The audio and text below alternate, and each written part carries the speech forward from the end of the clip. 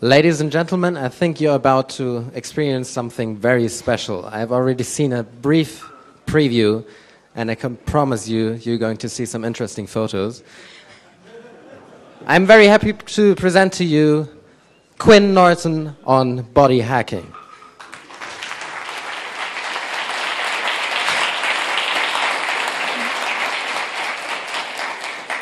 So this is the first time I've given this talk publicly. Actually, I've done 2 of these talks before, but they've been in completely private, non-spoken of venues. So this is going to be kind of new for this to actually be something that people are seeing in the wider public. Originally, this started in 2005. I started getting interested in specifically not just body modification, but functional body modification, this idea of body modification that does something. You Are the Platform was actually the name of one of the articles I wrote about it, and that's been one of my favorite phrases since then. I'm a journalist. That's basically my main foray into this. I come actually from a body modification family. You know, a lot of people talk about this being a rebellion thing for most people, but for me, I was like sitting in the waiting room of the Gauntlet while my mom was getting pierced. So for me, it was always perfectly normal. And so I'm just kind of going to another level, next generation of it. My name is Quinn Norton, and I'll have contact details at the end. One of the reasons I didn't want to start this talk too early is because there is a lot of things that kind of go to certain people's edges and boundaries in this, and I respect different people's boundaries, and I don't want people to walk into this room and not know what they're getting. I have no body shyness, and I will be discussing bodies without euphemisms or anything like that. There is blood in this presentation. There's less blood than the first cut of this presentation, as it were. There are things in here that hurt a lot. There are frank discussions of sex. I put in possibly not safe for Germany. Because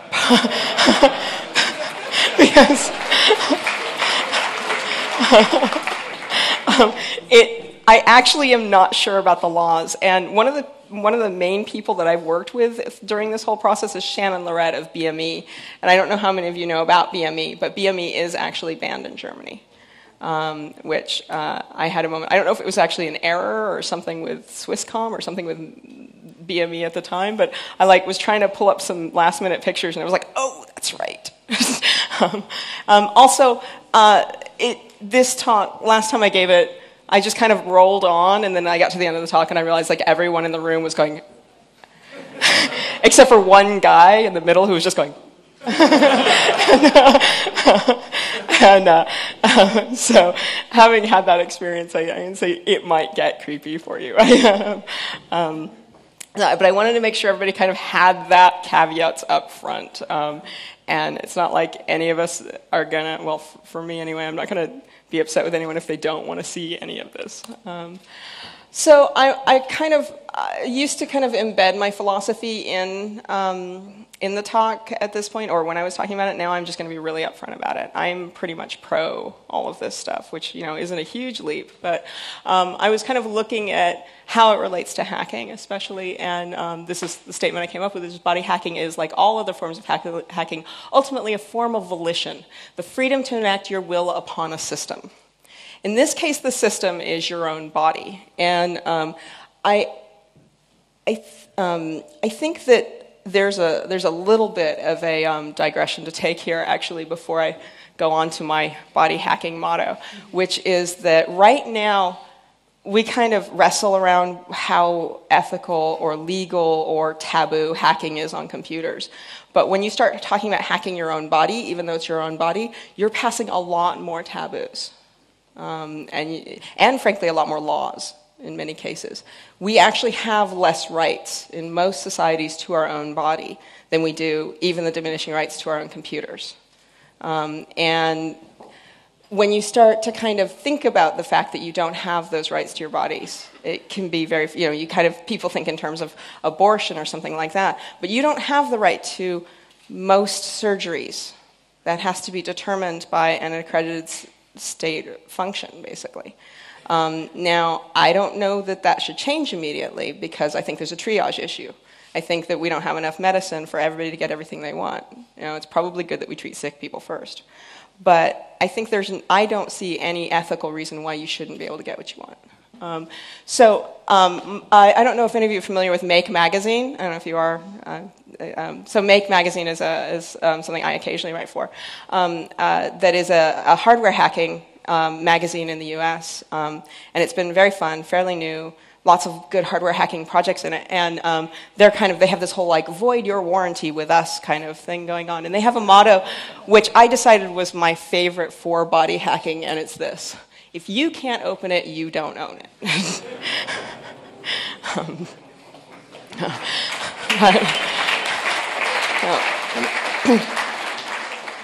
Now, there's two things to remember here. One is opening it is painful. Trust me.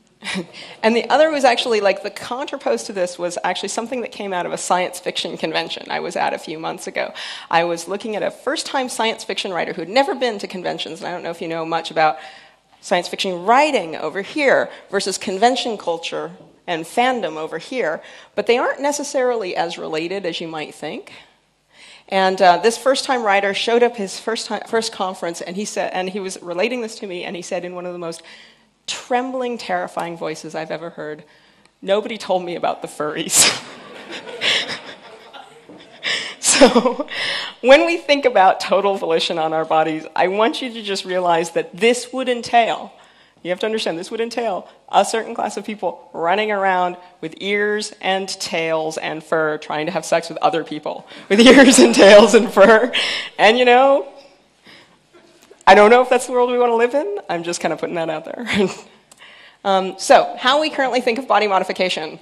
Usually, body modification is transgressive, it's visual, this is a scarification in progress, this is someone who is really into it.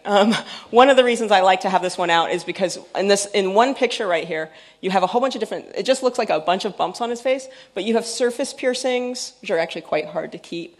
You have transdermals, you have implants, that's what the horns are. You have completely kind of, a lot of the piercings we're used to. And then you have like that funky cheek thing, which I've seen almost nowhere else. And then over here you have the kind of like common 22-year-old transgressive, I've got a tongue piercing thing. Now, when I started talking to Shannon Lorette of BME about functional body modification, one of the first points he brought up, and I dodged like a ninja, was that genital piercing is a functional body modification. Most people, not all, but most people who get genital piercing or have genital piercing have it to enhance their sex life, and many of them report that it does. And he kept pointing out that's functional, and I kept going, that's not going to go in my Make magazine article. Can we stop talking about that? But frankly, he's right. And it's kind of on the edge of the scope of what I want to deal with, but this is why people get genital modification currently, whether it's beading, I don't know if you know what that is or want to, but whether it's beading or piercing or something like that. Many people would report that while the upfront pain can be quite intense, once it heals, it's an enhancer for them. Now, interestingly, that would probably be the oldest form of modification for enhancement. So in a historical context, it occupies a very important space. It is the first time that we have changed ourselves to change our sensory experience of the world through what you think of as body modification. So I really quickly, outside of the scope of this talk, and not necessarily not functional body modification. That's one of the reasons why I'm kind of putting this up there, because I think there are a lot of people who know something about this that could argue with me very effectively that many of these things are functional body modification. I just don't feel like doing it. Ritual, much modification gets involved with ritual. The current sexual modification I was just talking about, emotional and transcendent experience, suspension, these sorts of things. I mean, you go up on meat hooks for an hour, you're going to have a modifying experiences and, you know, probably come down functionally different. And the last two are kind of grouped. And there's a small digression I want to make about cutting and what I call fun with pee, which is that there is a really important function to the pee is the receptor involved with pain. Basically what happens is something stimulates that, whether it's eating a red pepper, punching a needle through yourself, falling over a stair, being bitten by a dog. Something stimulates that, That sends a signal. It releases endorphins. The endorphins release a certain amount of dopamine, and you actually get kind of a I can cope with it signal. Now, the interesting thing is that I can cope with it signal that goes all the way from your hands or your legs or wherever you got hurt to your brain is a generalized I can cope with it signal. That means that for a lot of people, if they're in emotional distress, which isn't releasing any endorphins, and they put themselves in physical pain, they get an I can cope with it signal. That's a pretty functional thing for a lot of people to do. Now, that gets into cutting, which is almost a universally abhorred act in which people who are very unhappy slice themselves open, look at blood, that sort of thing. And I think there's a definite range of how unhealthy that can be. There's definitely applications of binding to pee and cutting that are fairly healthy and ones that are acknowledged by society as healthy. It's okay if you're depressed to go exercise. It's doing the same thing as cutting, but we're okay with the exercise part. Right now, we're not so okay with the cutting part on a societal level. So that's pretty much all I'm going to say about that. But it gets involved with a lot of these things, a lot of things people want to do. And, I once very anonymously had a therapist who had been working in the field for many, many years say to me, drugs are so hit and miss. If people can cut healthfully, I'd rather they did that than take drugs. Which is a surprising statement for a medical professional. But it acknowledged that often people go through hell trying to find an antidepressant that works for them. And some people can just do it with a Japanese clothespins.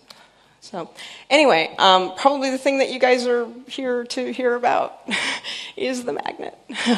So this is kind of going into specifically what people are doing now. This is kind of this part of the talk. And what people are doing now, this is one of them. Hopefully they're not doing it right now for reasons I will make clear in a moment. But this is the implanted magnet. The implanted magnet goes in the tip of the ring finger, one of the most nerve-rich areas of the body. It doesn't work unless it's one of the most nerve-rich areas of the body. It's a small, rare earth magnet. It's coated in gold and then a bio-neutral plastic sheath. It's put between the subcutaneous and the fascia of the skin. It's just nestled in with the nerves, one suture, and you're done. And yes, you can hold up magnets with it. The results of this. So a lot of people, when I say, yes, I have a magnet in my finger, say, is that like a psychic or arthritis thing? And I'm like, no. The idea is that the magnet moves in the response to electromagnetic fields. And that means that I can sense them. They feel, well, used to be able to sense them. They would feel like a slight oscillation, almost a vibration in my finger. And it wasn't immediate. It took time both to heal and to sink in. Now, one of the interesting things that all body hacking is to some degree about is neuroplasticity. If we have any edge over the rest of the animal kingdom, it is probably not that our brains are so big, but that our brains are really good at reconfiguring themselves on the fly. And essentially what you're taking advantage of, if you did something like implant a magnet in your finger, is the fact that your brain can reconfigure itself on the fly to take in that new sensory data and treat it like a sixth sense specifically for detecting electromagnetic fields. I had 6 senses. Well, 7 if you include proprioception, which I would like to. So what can people with magnets in their fingers sense? Small running electrical motors, live wires, security devices, like when you walk into shops, you know the security devices that you walk by? Shannon Loretta at one point reported walking through one of those and feeling like he dipped his hand in an ultrasonic cleaner. They had it turned up so high. Phone cords. Phone cords startled the hell out of me. My husband can verify occasionally I'd be like going, ah! And swap. This is one of the really, really interesting ones, is that when my laptop, and several people reported this, when my laptop started to swap, I could feel it because when the hard drive spun up. And so there was that like kind of just split second before it slows down when you're like, oh.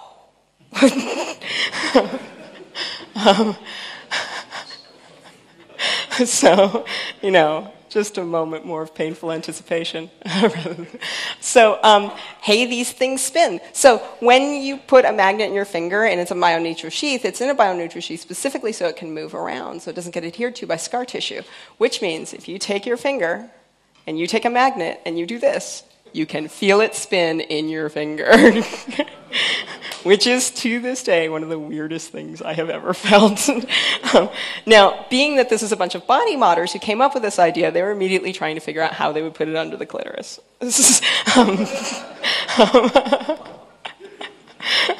Jokes raged around. Given what happened with the magnets, fortunately, as far as I know, no one has put them into their genitals. So there's an oops. There's a big oops. So when you beta test things, you know how things can go wrong? Sometimes you're beta testing on your own body, and things can go wrong. So I get contacted fairly often still by people who go, oh my God, that's the coolest thing ever. How do I get one? I will do anything. Please tell me how to get one. I am going to tell you why I don't ever tell anyone how to get one anymore. So I traveled in late 2005 out to, now we get to some of the bloody parts, to Phoenix and had my finger sliced open and had this little round magnet put in. Now I didn't get as much sensation as a lot of people because I have these tiny hands and they would only put a tiny magnet in my hands. So it's just kind of relative to the size of the magnet. So everything went really, really well for the first couple months. It healed up nicely. And it was great. And as a matter of fact, I have a favorite anecdote from this period, which is that it was only truly useful in my job once, which is that I was at a major company that makes internet infrastructure devices that will go unnamed. And I was at their journalist Dog and Pony, and they were showing off this this kind of IP over whatever the hell we want, barbed wire tin cans thing offering that they were putting through. And, it ends in a phone line, and it goes in there showing basically this broadband over whatever we want because we are amazing. And I reached down and touched the phone cord, and I just went, wow, that is a lot more than you can actually put through a phone cord in the wild. And I'm with I was a whole press gaggle, and I'm like, so this demo isn't real. And they're like, how do you know that? I'm like, it would take way too long to explain. just trust me, this demo is bullshit.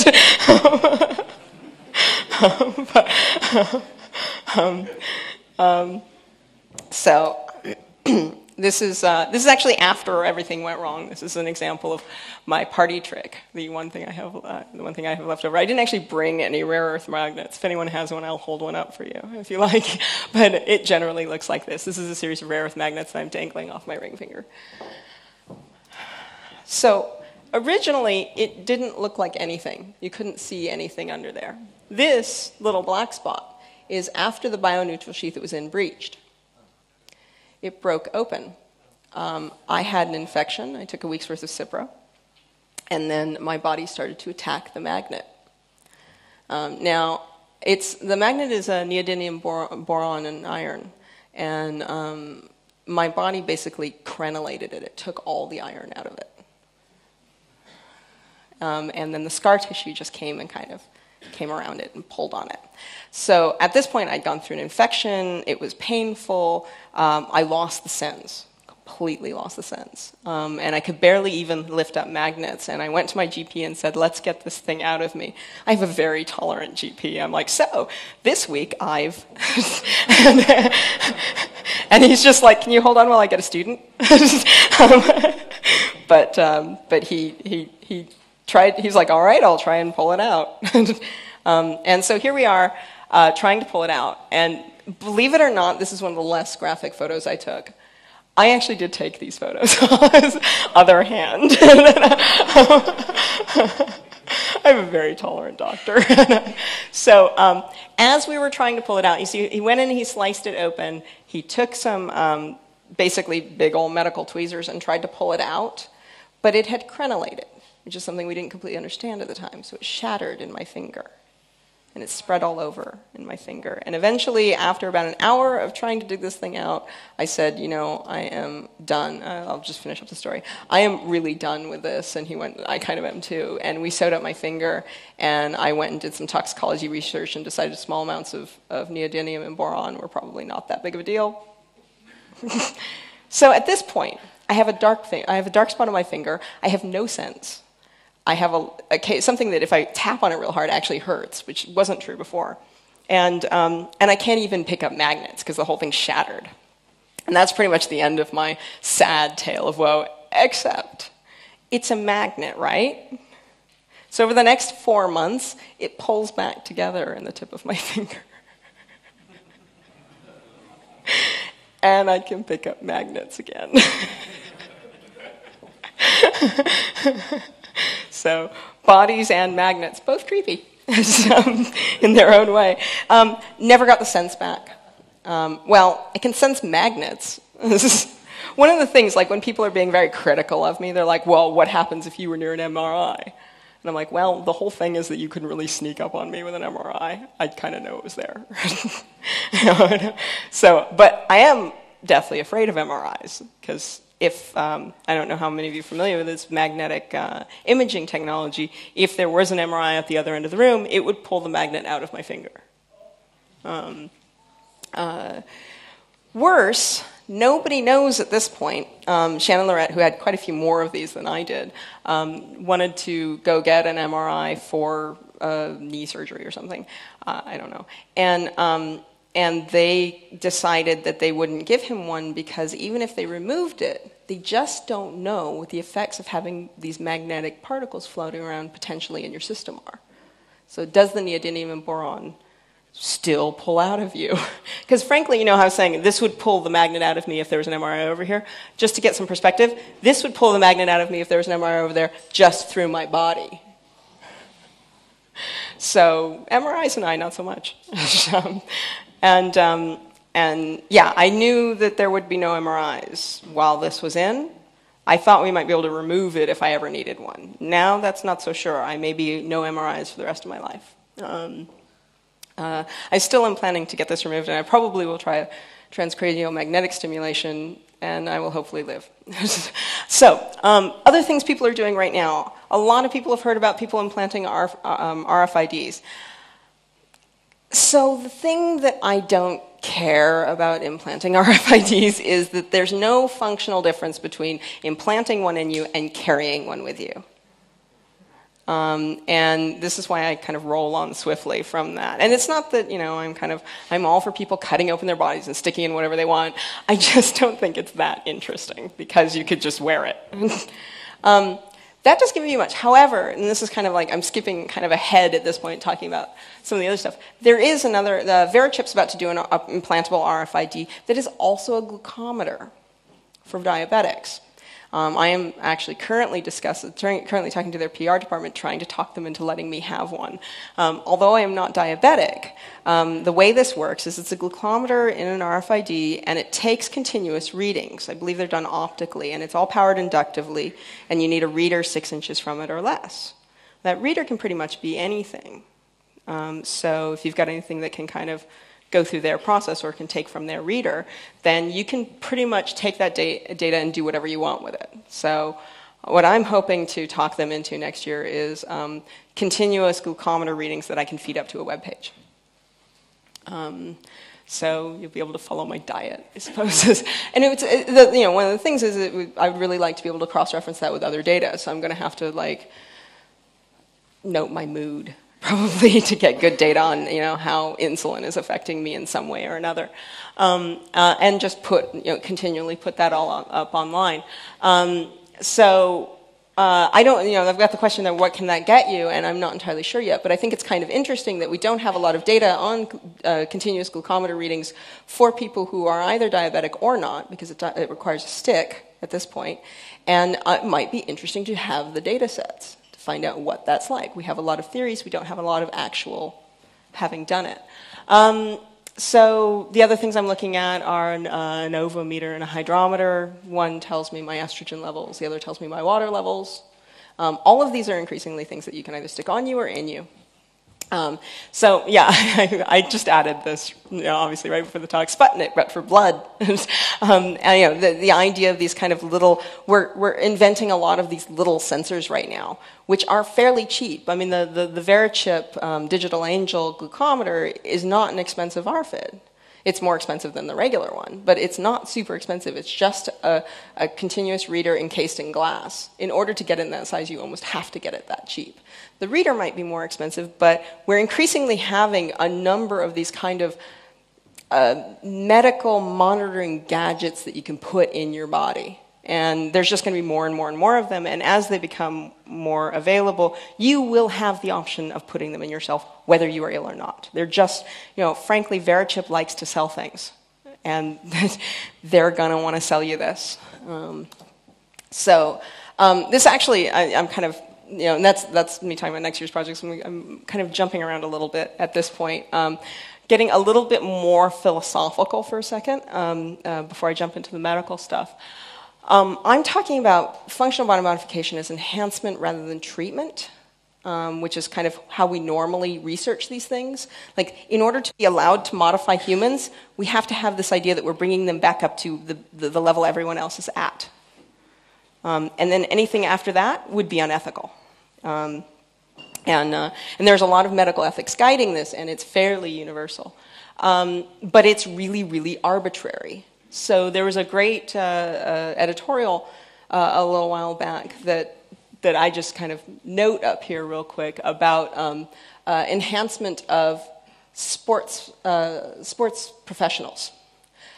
Because there's a huge push in America against sports professionals using steroids. But they all get LASIK. And they get LASIK to get better than 20/20 vision.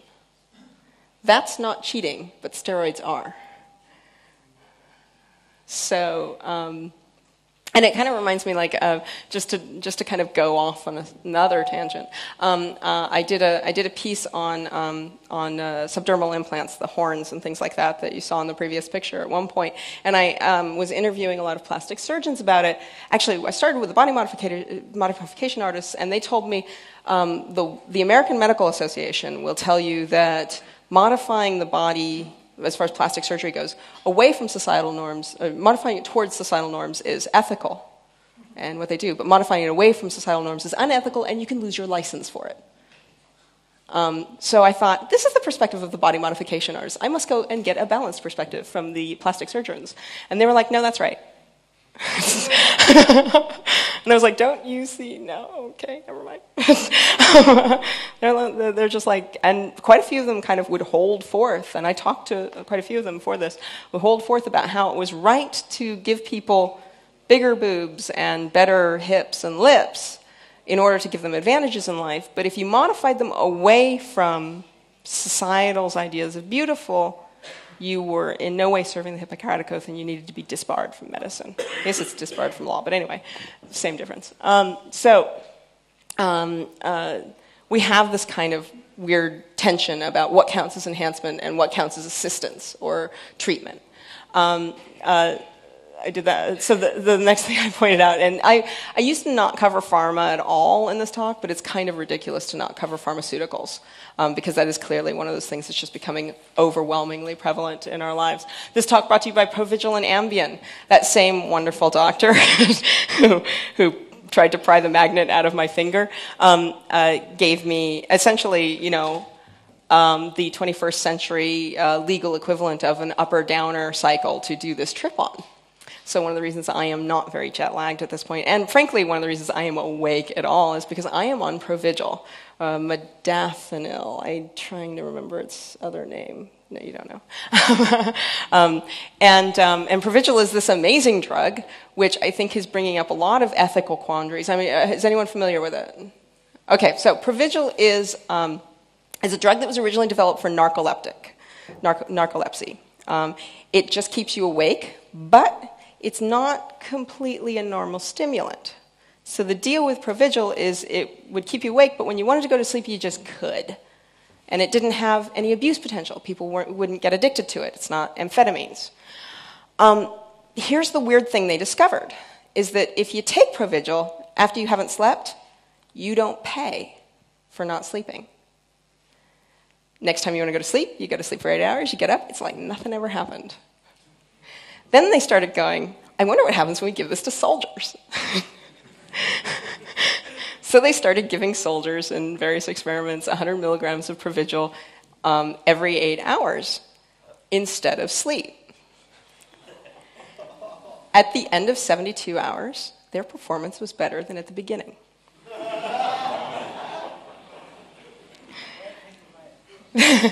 That's an enhancer.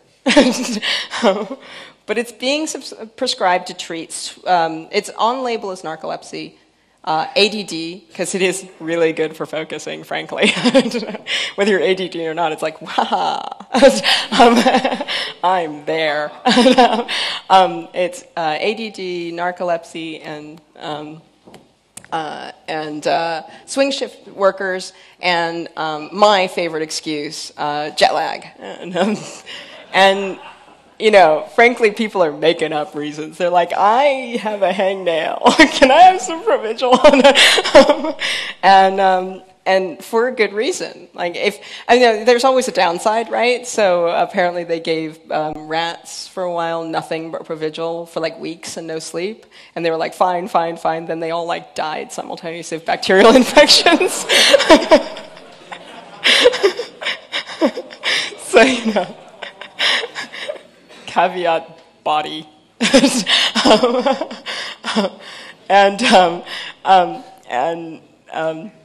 So I'm on Provigil. That's the short of it. Ambien's a sleeping medication that's very, very popular these days. Ambien has abuse potential, unlike Provigil. But they hand it out like candy. It was like, I didn't even have to come up with an excuse. I was like, may I have some? Oh, thank you. Those are not enhancements, according to medical ethics. I get the feeling after this report, everybody's going to be like going back to their doctor going, I think I'm narcoleptic. And frankly, I recommend it. Skipping down, probably as one of the early genesis of this, there's a singer named Carly Simon, I think, who was very, very obese for a while, and she got her stomach stapled on the internet as one of the first kind of video casts, and that cost me my whole morning. I was just like, I'm watching Carly Simon get her stomach stapled. Again and again and again. Anyway, they had like little animations to show what was going on. It was great. And I swear, commentators. It was like a sporting event. If you can find the archive. Stomach staples are one of those wonderful things that are now a treatment now that we've pathologized obesity. We redefine obesity as a disease, then whatever you do for it becomes a treatment. This is no longer an enhancement, it's a treatment. So you might be beginning to see a theme here, which is that we take something that we really want, and we go, I've decided that we really want this, so not having it is a disease. And then, like, going on to the sexual superpowers, which is where we have the most, where we've worked on the most enhancements and admitted it the least as a society. We give ourselves boob jobs, we give ourselves sex change operations. We have the Viagras and the Selexes and the other Viagras. And my favorite functional body modification is IUDs. Because an IUD or something along those lines gives me the superpower of determining exactly when I have a child, which is not only like profoundly against nature. It's basically like a piercing through my cervix, and it does occasionally like you actually get abrasion too. So, I'm sorry. Oh, I'm sorry. Thank you. An IUD is an intrauterine device, and I have a picture. I have to figure out how to break out. Now, you're going to run into the fact that I absolutely do not know how to... This is a company that does IUDs. I'm not online, so I'm not going to be able to see all the happy women. Who are frankly cyborgs. Apparently net can be made to happen. So, and they are cyborgs, frankly. It's like we just keep redefining these things until we're not them anymore. And it's like I follow robotics, and it's really funny because they're always going, well, when will the robot revolution arrive? Since the 50s. And in that time, we've been progressively building more and more sophisticated robots and deciding that they're not robots. And the robot revolution's still in the future. But we have cars that drive by wire and machines that do all of our cleaning for us, but those aren't robots. And we have women that can completely control when they're going to have babies via a small piece of T-shaped, I'm not getting on the network, but I actually have a picture in here. I'm just going to pull it up.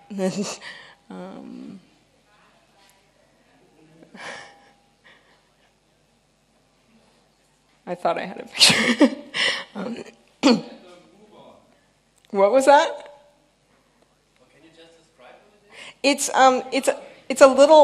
It's the original ones were copper, and it's a little T. And if you imagine the cervix as a little kind of triangle, it goes through the cervix. The T rests on top, and there's a bar that comes down through the cervix. I'm sorry, what? She said the German word. Oh, okay, fantastic. All right. I'll get on from IUDs. I guess it's time. But most of all, and I like to put this down here because this is the thing where we have done the most. We have changed ourselves into super beings on a mass scale all around the planet. Unthinkable super beings that would have been burned as witches at one point on a mass scale around the planet and defined it as treatment. That is an enhancement. We've vaccinated ourselves against so many diseases as to be freakishly powerful compared to our ancestors. It's true. Like, it was part, having half your siblings die of childhood diseases was like part of life. And I'm sure we lost some valuable experiences in giving that up.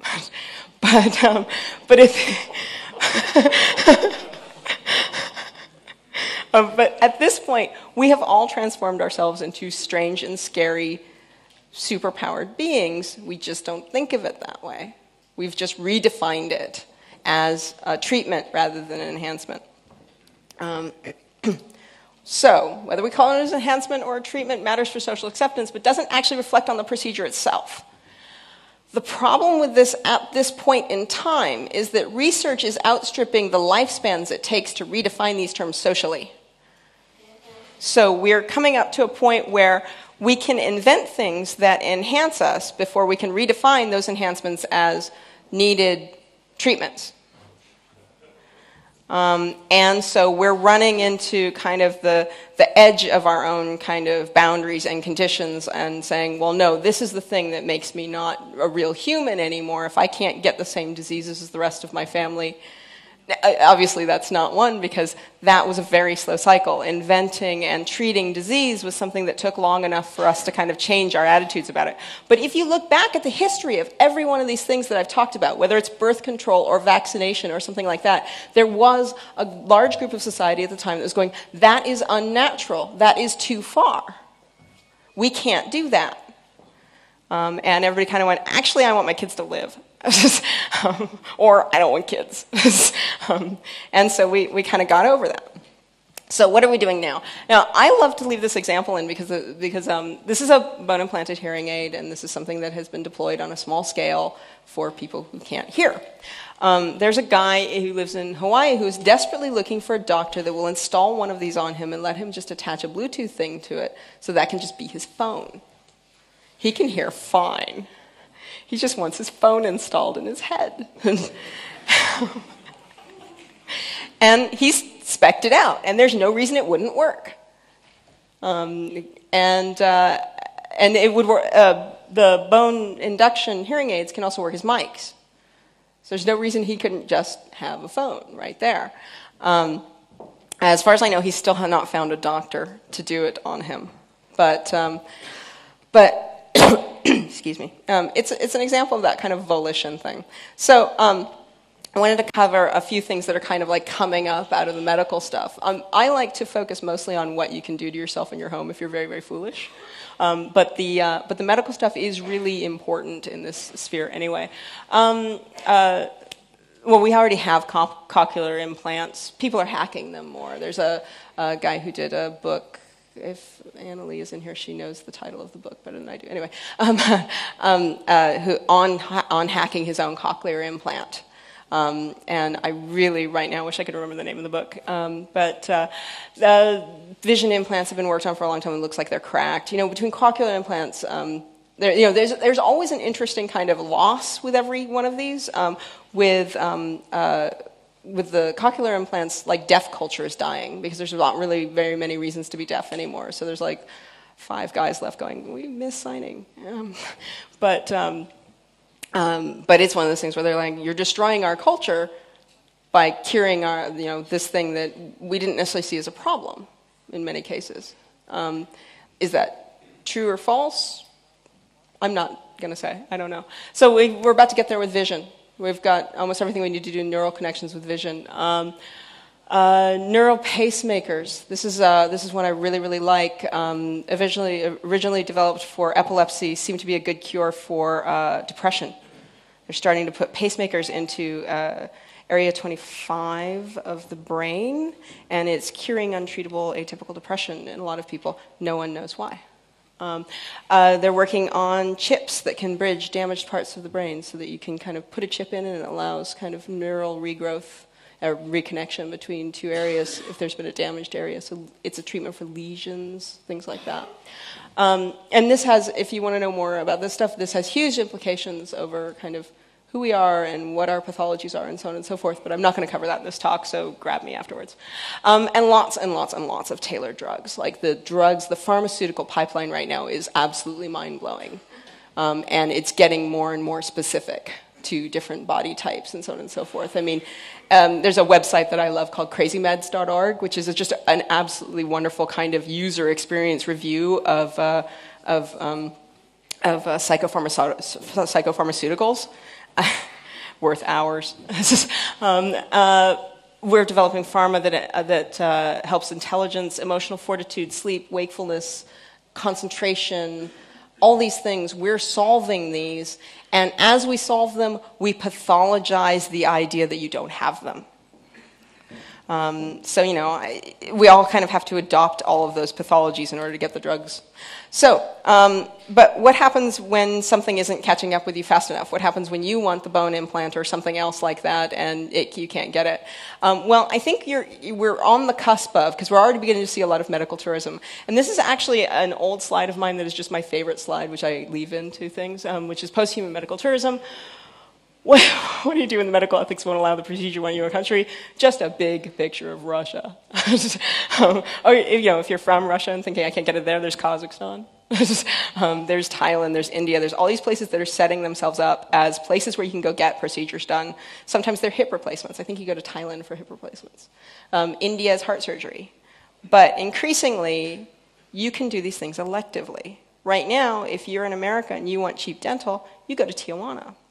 That includes really high-grade dental implants, which are considered partially cosmetic and often not covered.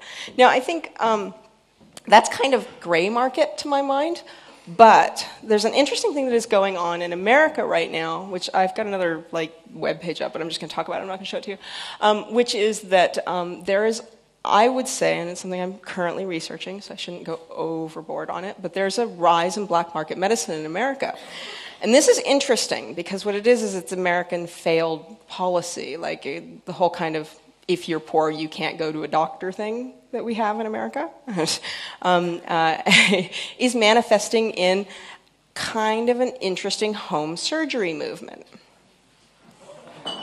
So they pulled up a meth lab near San Francisco not too long ago and found a fully equipped surgery underneath it. And they were like, the police were like, well, this is probably where gang members go to get bullets pried out of them. And everyone else is going, this is where the locals that don't have any insurance go, isn't it?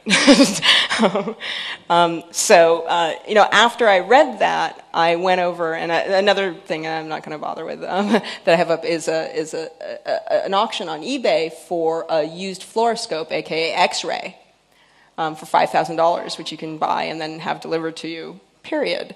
And one of the questions that I have is that actually, in general, eBay has a huge market in used medical supplies coming out of hospitals and research facilities and schools. Where is it going?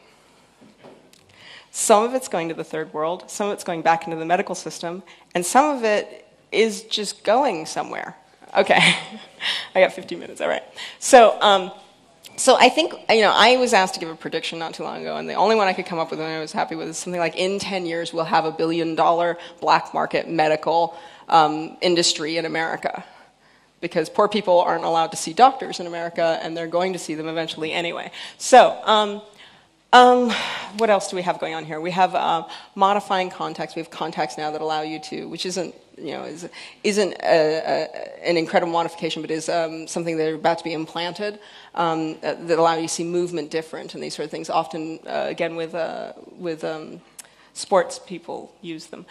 So vascular brain surgery, I'm going to take a second on this, which is right now, like the cutting edge equipment that's coming out for brain surgery.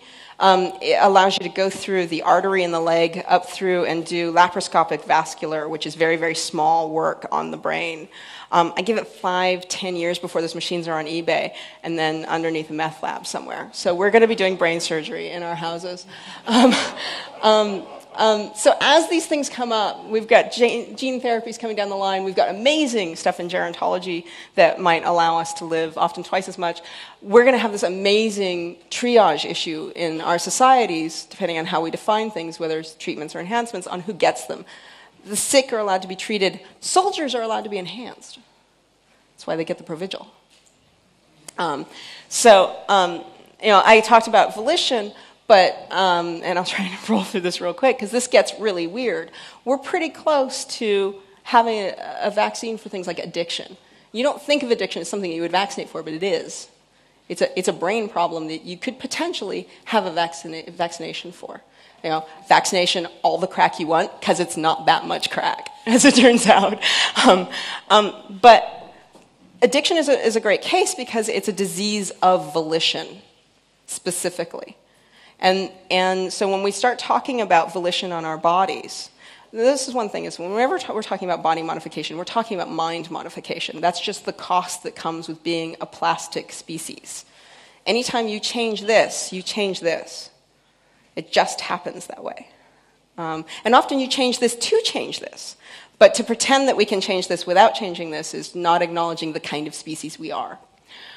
So I don't know what becomes the idea of free will and volition when we can start to modify our bodies extensively. I don't know, what does it mean? Do you choose to not become an addict if you take the vaccine, or do you manage to, do you not find out who you are because you're not exposed to this particular risk? So, how to create a non-medical human market for altering ourselves, or does it go to backroom enhancements for the poor and travel for the rich? One of the reasons that I'm kind of doing this talk and I'm interested in this subject is because this is coming, and there's various ways it could arrive. It could arrive in a nicely triaged manner in which we can do the things that we need to do, or it could arrive in a kind of backroom abortion style, where poor people are getting some sort of enhancements so that they can get jobs. And that sounds kind of science fiction and far-fetched, but it's not. It's not that far away. One of the things that people were trying to figure out if you could do with the magnets is if all electricians should get them or something like that to keep themselves safe. Well, it turns out no, because they're a really bad idea. But it was that kind of thing. It was like, all of a sudden, does an electrician that has a way of sensing electricity have a market advantage over one that doesn't? Yes, of course they do. Well, does that suddenly become a requirement for the job? Well, we've always modified ourselves to be able to do our jobs, both physically and neurologically. So yes, we're looking at backroom enhancements so poor people can get jobs. So I'm driving through to the end of this at this point.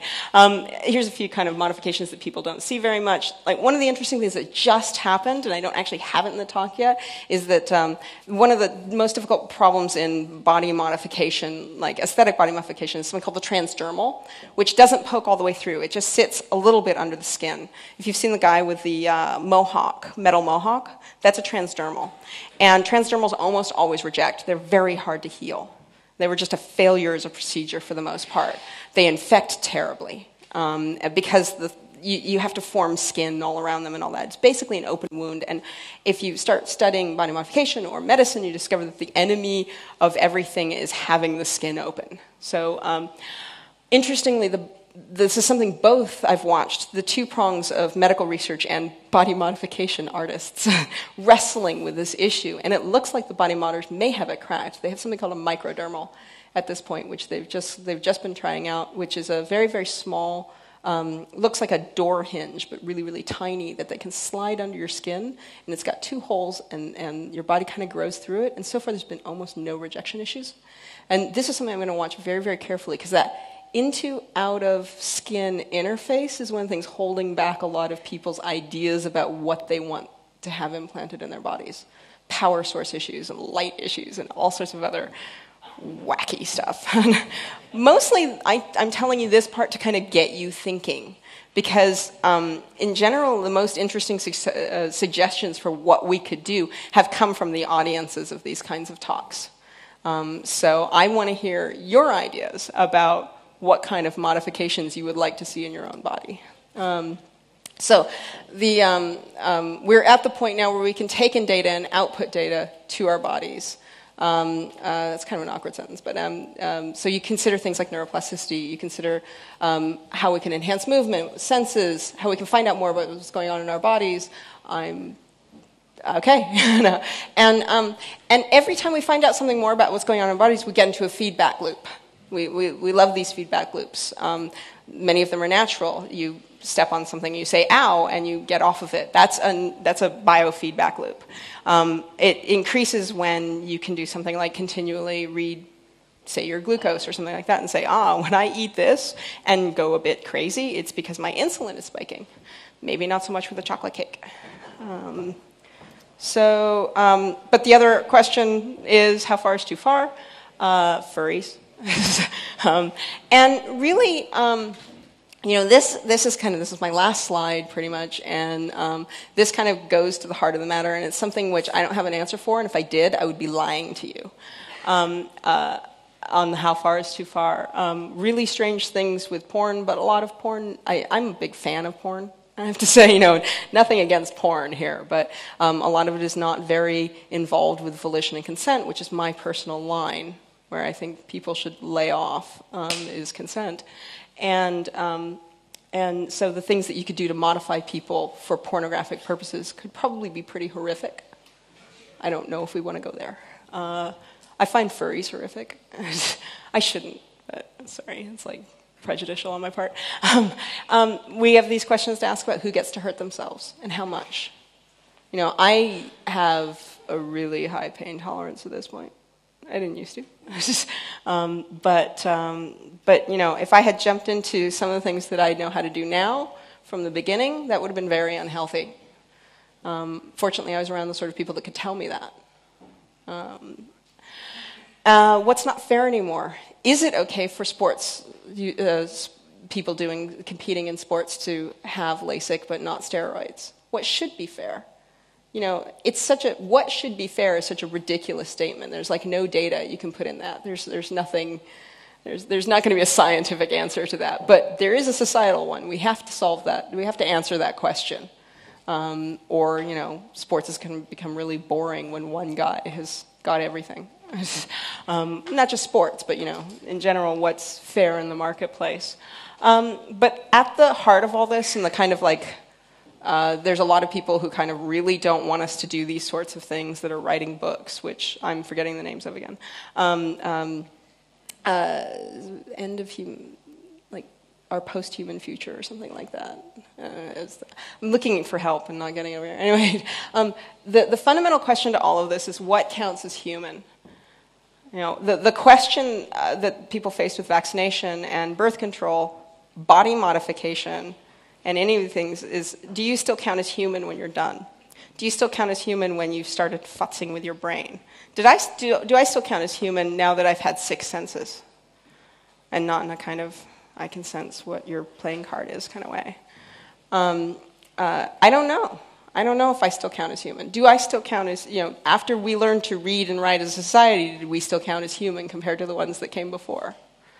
I don't know, because we're a very, very plastic species. So our brains were fundamentally different after we invented reading and writing to what they were before.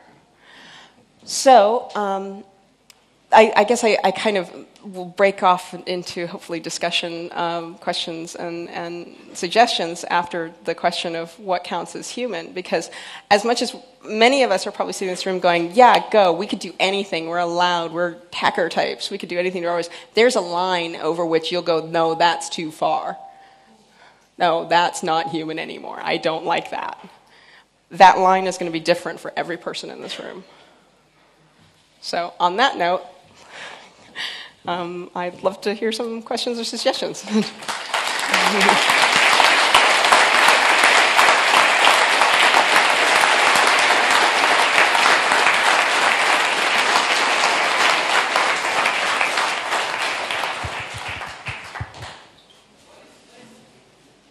What was it?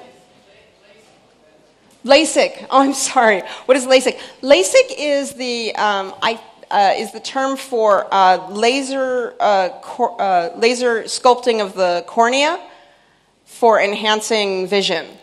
So people can get often better than 20/20 vision by resculpting the cornea multiple times.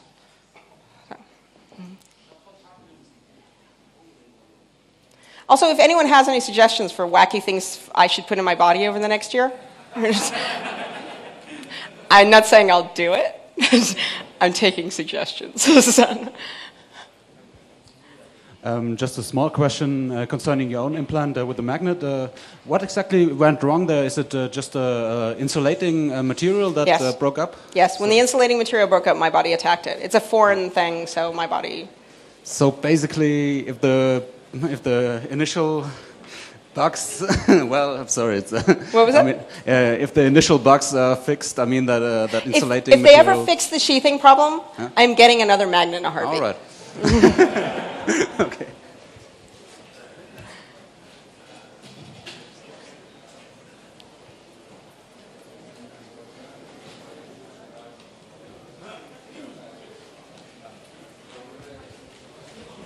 Is this on? Yeah.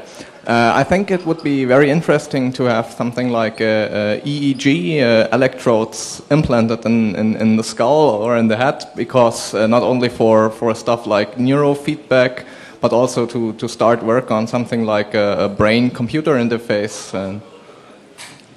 Yeah, I mean, I'm thinking about it, like an inductive sensor sounds like it could be doable. I'm going to take some notes. But I don't think if there's anything out there like that right now, but I can't off the top of my head think of why you couldn't do that. You probably could add a, adrenaline meter, so you could live measure your personal reaction on stress and the different types of stress, and figure out what you can deal with and how much you can take and so on. Measuring serotonin would be really, really difficult without killing yourself first. Like, well, where? Like, serotonin's all over the body, so like levels of serotonin. I mean, the way you'd want to test that is spinal fluid, and a sensor in the spinal fluid is a long way away at this point. No.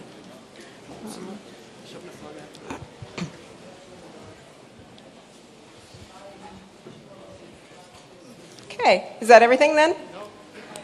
Yeah. I'm a bit frightened about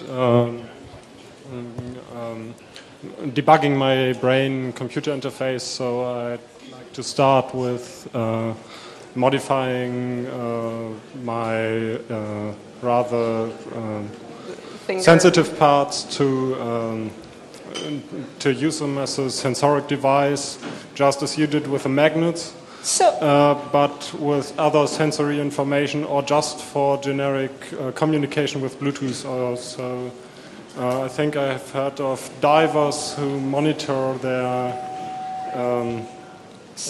their oxygen levels of the of the bottles through a device they put under their tongue and so on. So we have this idea that like neural signaling is the best way to do a brain-computer interface, and I'm not sure I agree. I actually used to have a lot about neural interface in this talk, and one of the reasons that I've kind of gotten rid of that is because neural interface is perfectly doable through feedback, and right now I think that's probably the better way to go. So in that idea that we use the same, and this isn't necessarily saying that we wouldn't have any implants, and I'm talking about, 10 years away we're doing brain surgery in our homes, that sort of thing. But the idea of like a direct neural interface to electronics turns out to be difficult and not that rewarding compared to lots and lots of feedback mechanisms, especially with neural imaging. At one point I kind of like hypothesized that it would be interesting as we get better at kind of imaging what conscious recognition looks like. Because we're getting to where we can kind of like put someone in an fMRI, show them pictures of things. You can tell things about what they're thinking from those pictures. That it might make more sense if we were doing a brain-computer interface to have something that looked, say, for say you wanted your perfect user interface, and something that showed you widgets, and when you registered comprehension on those widgets, would select those. So as it showed you things, it would select the perfect user interface with you without ever having to pierce your skull to do it. Because we basically can pierce your skull with imaging technology, and imaging technology is moving much faster than wetware interfaces. So. Okay. I wouldn't propose any wacky device under the skin, but I would propose if anyone wants to do things, the easy way to move the boundaries is to use context of art. So for many illegal activities, it's much easier if you say that it's a conceptual art or whatever. So it's good for hacking, so it's good for any kind of hacking. That's definitely more true over here, and I encourage you all to do it. Yeah, and you probably heard of Stellark from Australia. He got the third ear growing on his face, and that was in awesome. In context of art. So that's the easier way to do. And the people that practice this in the U.S. that I follow define themselves as artists to stay outside of medical legal requirements. So that's definitely a reoccurrent theme, and I fully support it. I don't draw a big distinction between art and other worthwhile pursuits. So.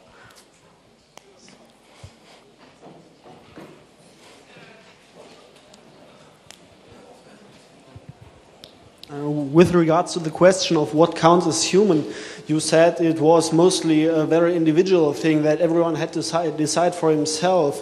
But I think it's more of a problem of society versus the individual. I didn't actually say everyone has to decide for themselves. If I did, that was unclear. I was saying that everybody has their own line where they'll think, no, that's too much. And we do have to solve it as a society. But everybody's going to say, no, my line is the perfect one for society, and everybody's line is different. Well, so this is a difficult problem more than anything else. Actually what I was going to say, because for my part, I don't think the question of what counts as human is really the important question, because when what being human changes all the time, and when we can be more than what human means right now, why should we keep to this one single description as human? Why am I worth more when I'm a human as officially described by society, as this label is applied to me? Why I'm worth less than something that the society doesn't accept as human? Well, we have an amazing history of class problems in this species. And if you think about how bad those were when they were about externalities, we're actually going to internalize those class problems if we make a whole bunch of enhancements only available to one group of people. I mean, are white people better than black people? Well, if all the white people get the enhancements, then there's a weird argument they are. And I don't really want to go there. But I don't know how these things break down if we don't consider them on some societal level. I just think this is a powerful, powerful thing, and it can go powerfully wrong if it's locked up with just one group of people or kind of one class issue. Yeah.